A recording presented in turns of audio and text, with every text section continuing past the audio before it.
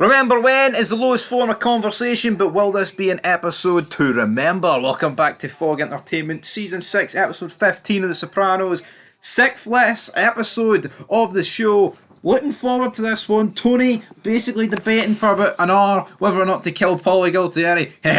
And then he decides not to in the end.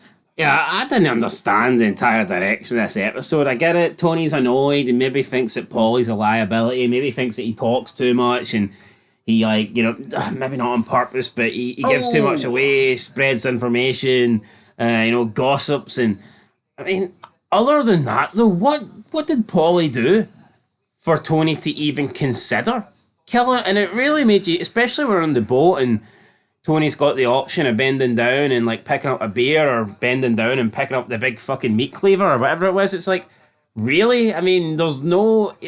It'd be different if he thought maybe Paulie was ratting or something, but the only explanation you could give would be if for some, I don't know, I guess he found out or he just decided to believe that Paulie 100% told Johnny Sack about the fat mole joke, but it's not that deep, is it? I can understand him saying, look, you shouldn't have done that. You told New Jersey or whatever what one of my guys done, and that caused blowback. I get that. I think Paulie says he did it. He told Johnny Sack. I think Tony kills him here. I'm pretty certain of that. You think that's a justified killing? No, I don't think it's justified. Absolutely not. But I think he does.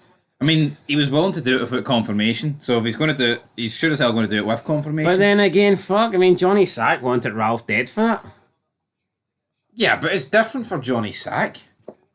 It's his wife. Still a joke at the end of the day. It is. I think they all need to man the fuck up. They're supposed to be at this. Oh, it's not a brotherhood, is it? No, but really you can see why Johnny Sack takes it bad. I mean, he's supposed to be top man, and these diddy men, these little men, are making fun of his big wife. She is big. She is big. No word of a lie. Listen, just because he's never fucking cheated and he wants the loyalty card, then fair enough. But the way you got to look at it is Tony killed Ralph for probably less. A horse. Well, we know Paulie did tell Johnny Sack this. Paulie's basically... Hold on, wait. You think burning down a horse is not as bad as revealing a joke to somebody? From the mob standpoint, absolutely. It's not as bad. But Ralph, we don't even know if Ralph did it. Did he probably do it? Aye. But we can't say 100% sure we can do it. Difference is, we know for a fact Paulie did tell Johnny Sack about the joke, but all in all, the episode was... I thought it was funny, but it was just a bit filler, wasn't it? It was. I cannot believe we're getting to the final stretch and they give you this kind of episode, and it's another episode that goes by and nothing between Phil and Tony. Fast forwards, it's just, I don't know, man. We're running out of episodes here. As Tony said, lowest, remember when is the lowest form of conversation, but it's he was fine with Paulie the whole trip down. I felt personally attacked by that because on some of our channels, the only good moments we have is remember when. That's not our fault. That's a certain guy with a big nose's fault. But anyway, right, episode begins. Paulie arrives, right? 1982, we killed, remember, Willie the Overall, the bookie. Tony's like, so they have to lay low, they have to go to Miami.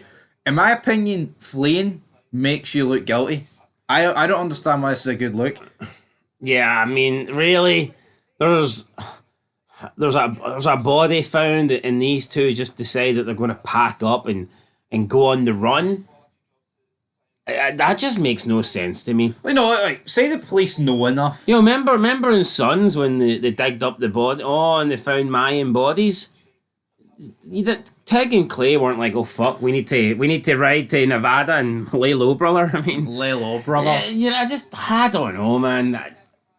People say this is like a masterclass and that everything that's done in The Sopranos is to perfection, and I'm just not seeing it. Yeah, but their logic is, well, if they want to talk to us, we're screwed. But if we flee the country, they can't talk to us, and therefore we're all right. I would argue if they had any sort of proof, they would just wait for you to come back. Yeah. Now, obviously, Larry Boy in the end gives up Jackie Aprile Senior, which I didn't really agree with. I know he's dead, but they've just pinned a guy. They've just pinned this guy to kill another man. which he didn't do. I get it. It makes sense for him to pin it on Jackie Aprile rather than Tony and Paulie, but that's Jackie Aprile labelled as a murderer. Sure, he did kill people, didn't he? So No, I'm sure he did, but I don't know. It didn't really sit right with me. I'll just label on Richie. He was an arsehole. They could have labelled, a million people. They could have fucking. Well, he would have been in time. Well, no, see, would he have been inside? Big Sal. That could have labelled it on Big Sal. Ralphie. Ralph, fuck a million. It's a joke, since he liked the joke. It's a joke. The jacket. But yeah, they go down to Miami. They laugh, they joke, they sit with Beansy. Beansy like, where's the Cleaver DVD? Tony's like, I didn't think about that. And then Beansy's a stand-up guy. He's not. He's a wheelchair kind of guy. Tony, he sleeps around. The woman talks about Paulie, and she's like, I thought you two were best friends. And he's like, did Paulie say that? And she's like, no, I just kind of guessed it 'cause how fondly he spoke of you. And you know what? See Paulie, it's like, there's Beansy and it's like, why is Tony speaking to Beansy like Beansy's top man? Like, he was literally discussing here with Beansy about whether or not to kill Paulie. He was like, Paulie, I think his mouth's a wee bit too big on him, he speaks an awful lot, this, that, and it's like, why is Tony seeking clarification from Beansy? A guy who got crippled back in season 2, and a guy that, let's be honest, has he ever been fucking relevant in the mob world? Why is Tony speaking to him about this? I mean, he's the only guy down there, but do you not disagree with that? I mean, I just don't see what... It's just a minor character that all of a sudden just got chucked in here so Tony could contemplate a decision with someone. Yeah, I mean, we get to the boat, right? And as the boat was taken off from the harbour, Paulie's looking back, and then he got the flashbacks. You see Big Sal getting killed. So obviously going through Paulie's mind, he thought he was going to get whacked here. And then Tony keeps pressing him. He keeps pressing him and pressing him about, did you tell the joke? And Paulie's like, it wasn't me, Tom. And then he goes for the beer. Or does he go for the blade? Eventually goes for the beer, throws it at Paulie. Oh, that fucking hurt, T. And then that's it. Paulie has a dream. He was giving his back to Tony, though, so he must have been accepting it. Yeah. And we knew he was thinking about it because he had a dream that night about Big Sal in his kitchen. Yeah, but he didn't look like a guy that... was going to fight for his life or whatever, or... Yeah. I think it's weird. It's like, the longer this show goes on, like, the less relevant Paulie becomes. Like, at the start, I felt like Paulie was like, one of the guys. Top guys. Now it kind of just feels like a fucking diddy, man. They return to Jersey. Paulie gives Tony and Carmela a $2,000 espresso machine. Thanks for not killing me. That's pretty much what it was. We then cut to New York City. We got Doc. He's having dinner with Phil Leotardo. And then Doc literally takes food off Phil's plate, and I'm thinking, as soon as he did this, he's fucking dead. How disrespectful is that? That's basically, I'm taking food off your plate, pun intended. And he fucking does. You think that's why he got killed? Well, because Phil wants the hot seat. He said last episode, no more Butchie, no more. And he kills Doc, and that basically gives Phil Leotardo free reins to New York, because little Carmine would have happened there. He just doesn't fucking want it. Talks a good game. A gallon of blood is worth more than a gallon of gold. Oh, that fucking shite. He's out of the race. And basically, so's Doc. He's dead. So Phil's going to be taking charge of New York anytime soon. We then cut to Junior. We're introduced here to his wee partner, Charter Chong.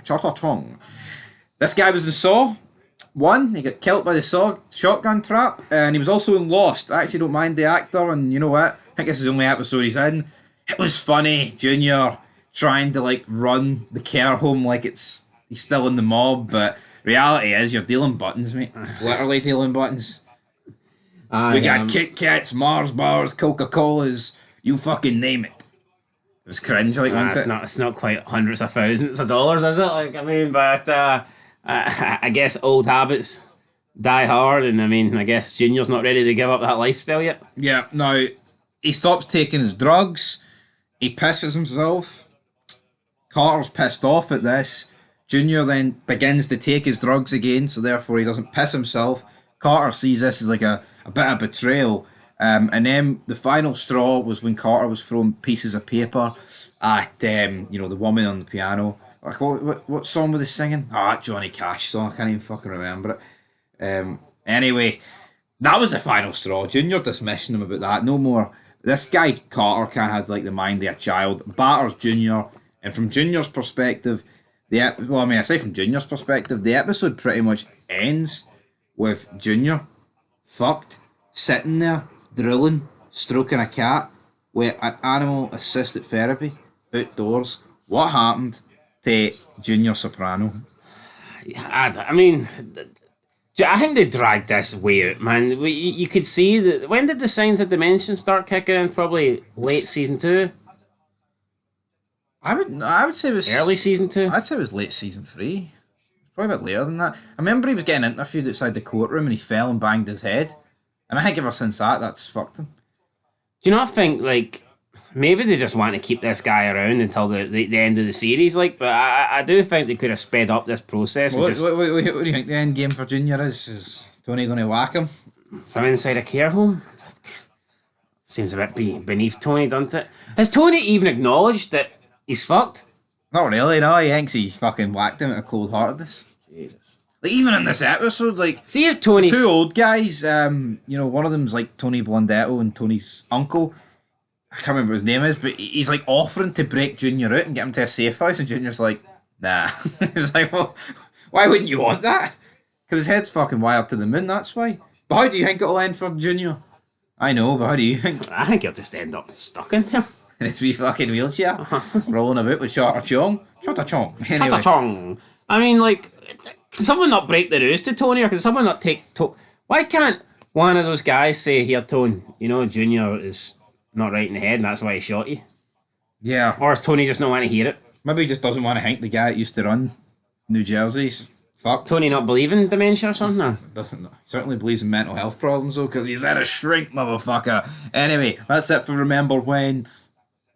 Actually, yeah, he'd be a bit of a hypocrite, like, wouldn't he? I know, he would be. Not to believe anything Junior's got wrong with him. This guy's been seen a shrink Shrinking from it ever episode since. 1, like, you know what I mean? What the I'll hell? give you a 6 out of 10. Very. I'll give it a 6, but you know what? I think that's a bit generous, like it was. I mean, there was funny parts, Tony and Paulie is a good combination, and Chota Chong and Junior had some, funny wee moments and stuff like that, but it was filler, wasn't it? Like, I mean, It was filler, damn it. Anyway, I feel like half the episodes in this season have been filler. I think after like a really strong start, it's dropped the ball. I think once Fetal established himself in New Hampshire, it kind of nosedived. I think it's nosedived. I think since Fetal's death, and I don't think the episode with his death was that great, but I think since it killed Fetal, it's been Greasing the Union. It's been bang average, like, but Catch anyway. it, not pitching. Anyway, this episode did not catch. It certainly did not pitch, and it's time to see you later.